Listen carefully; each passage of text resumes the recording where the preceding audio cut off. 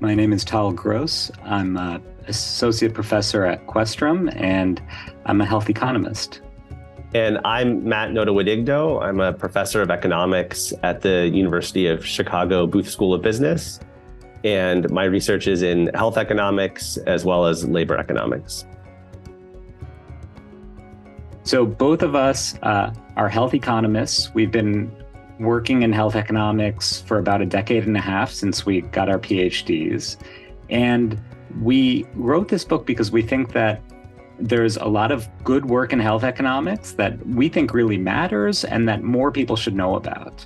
And a lot of the work we do, most of it, I think, is totally understandable to the layperson. You don't need a PhD to understand what health economists do, but most people don't actually know what health economists do. And so we wrote the book to be a kind of tour of health economics. I would say I was motivated by Tal. He'd been asking me to think about writing a book for many years.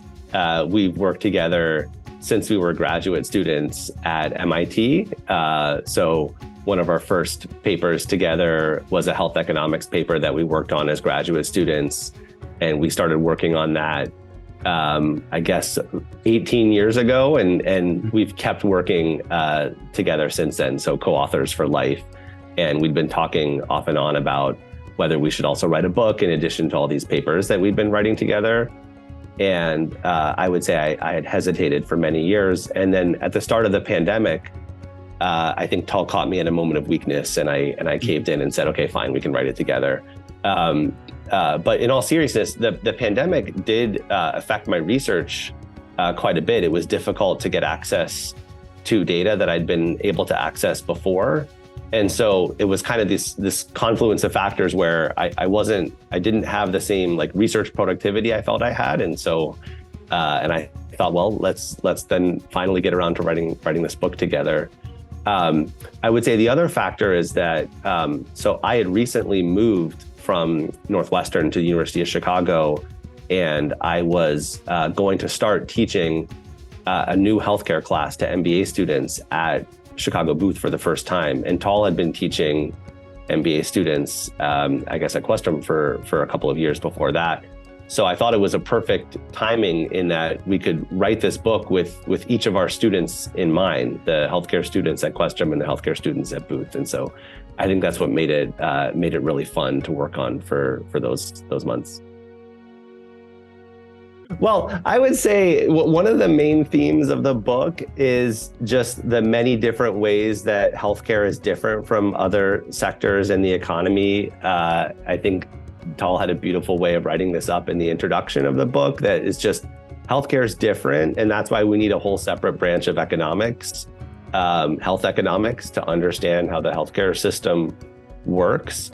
And, I won't spoil all of that, but just to give an example of one of those themes, when an insurance company is designing an insurance product, they have to think about who's going to buy the insurance plan, because the cost of the insurance company is going to depend on whether you end up getting relatively healthy people or sick people to buy the insurance contract. Now, that probably seems kind of obvious after the fact, but I actually, what we talk about in the book is that it's actually a pretty deep and subtle idea that who buys your product determines your cost. It doesn't work that way for like flat screen televisions. Whoever buys it, it's not going to determine how much it costs. How much it costs is just the manufacturing costs. And so that's just an example of where like the fundamental economics in healthcare is pretty different. You can't really separate demand and cost in the case of a health insurance company, for example, because who ends up buying your product, the consumer demand, ultimately affects your bottom line cost and thus your profit. Yeah, another way to put that is that a lot of markets, like commodity markets, most economists would argue are pretty much fine on their own, left to their own devices. That supply and demand works. And so when it comes to the market for vegetables or the market for components that go into consumer electronics, that markets are fine, right? That we don't need that much government intervention. But when it comes to healthcare, there's a long list of reasons why the market for healthcare is different, right? Why it's problematic.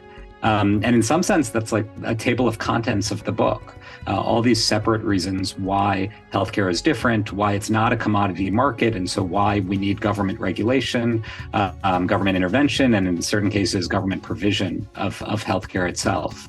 And I think that's one way to think about why healthcare is different and why health economics is a field in and of itself. Yeah, one thing we try to do in the book is try to make it clear why the markets are set up the way that they are.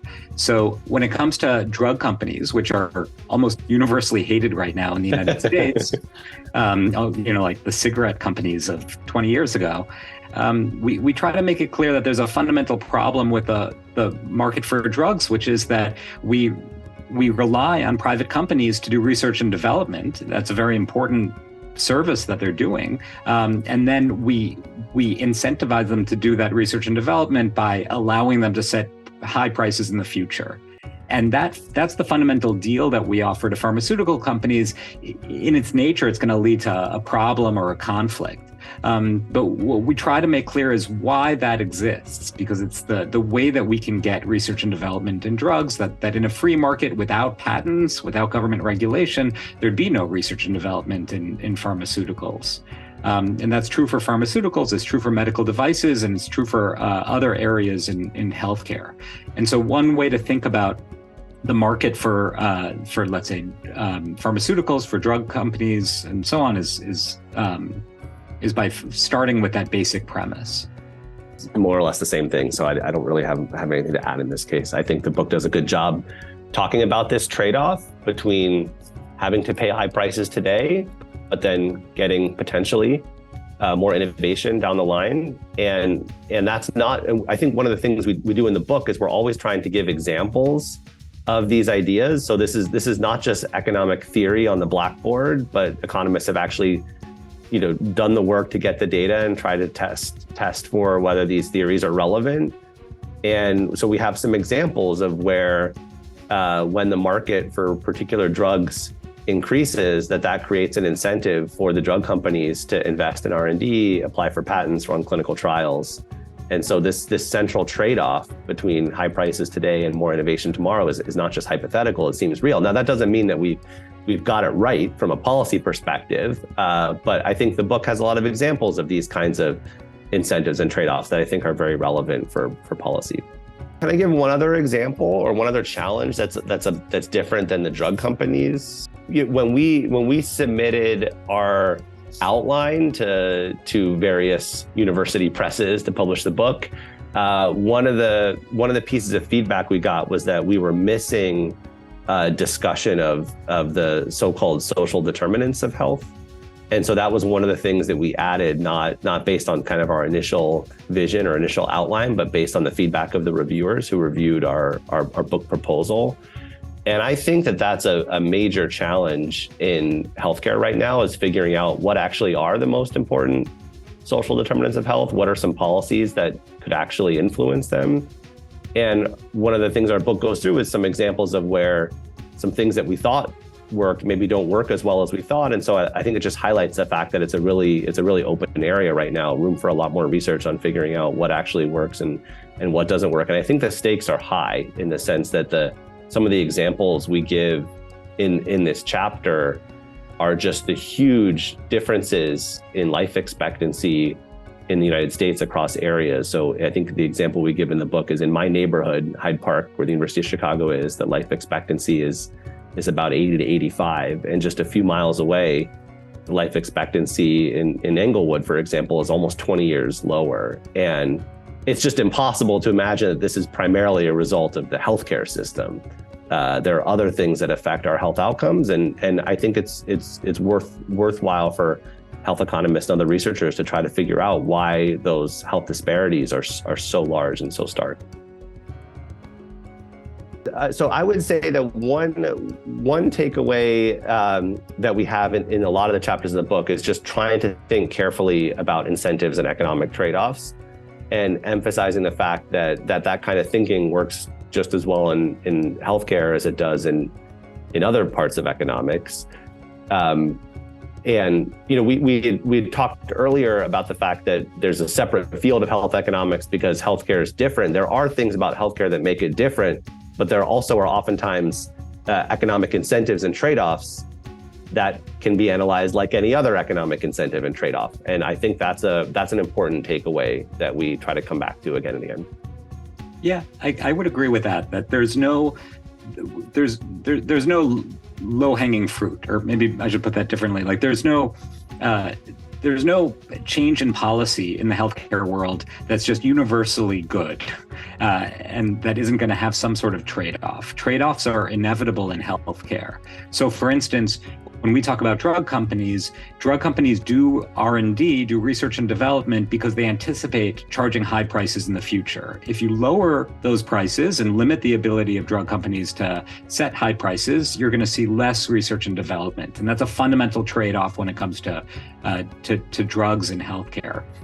A related trade-off has to do with hospital prices. So a lot of healthcare spending comes from hospitals, up to a third of healthcare spending. Hospital prices in certain markets in the United States are just too high, but they're also positively correlated with quality. So if you just uniformly cut hospital prices, you're going to be hurting quality. And so it's really difficult to find ways to save money in healthcare, to cut costs without hurting quality, without hurting research and development, without hurting some sort of aspect of future well-being and future quality of healthcare. And that's something that we're just trying to get across in the book, that we're not opposed to future reforms. In fact, we each have our own policies that we'd like to put forward, but we think it's important to recognize that there's going to be a trade-off to any sort of change in the healthcare world. Yeah, the book has no math. There's no equations in the book. There are tables, very few. There's some pictures, some fun graphs. So you do need to know how to read a graph, but we also kind of put it all in words too.